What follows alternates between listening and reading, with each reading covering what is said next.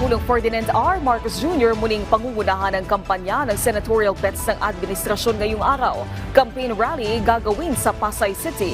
Si Alvin Baltazar ng Radyo Pilipinas sa Balitang Pambansa.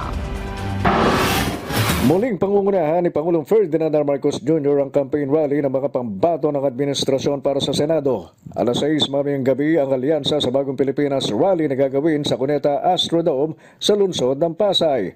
Ito na ang ika-4 na pagkakataon na sasamahan ni Pangulong Marcos ang kampanya ng 12 tumatakbong senador sa ilalim ng alyansa.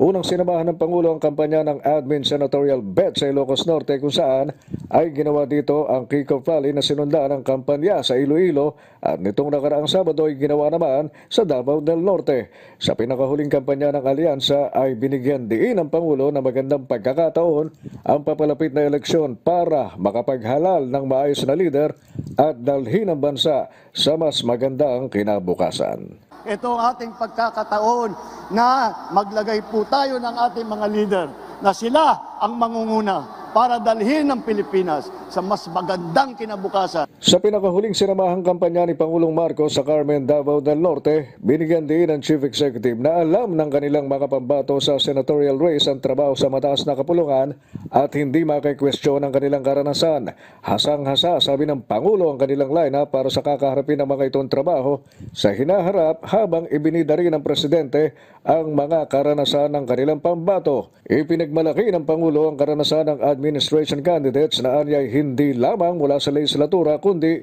hindi rin matatawaran ang eksperyensya bilang dating membro ng gabinete. Pagtiyak ng Pangulo, may kakayahang patakbuhin ng maganda ang pamahalaan ng kanilang mga kandidato. Alam na po nila ang trabaho ng gobyerno mula sa baba hanggang sa taas, hanggang sa kabinete. Alam na po nila kung paano patakbuhin na maganda ang pamahalaan. Inaasahang nasa may higit 15 kampanya ng alyansa ang sinasabing sasamahan pa ni Pangulong Marcos na doon ay i-endorso nito ang senatorial ticket ng administrasyon sa harap ng target na 12-0 sweep. Para sa Balitang Pambansa, Alvin Baltazar ng Radyo Pilipinas.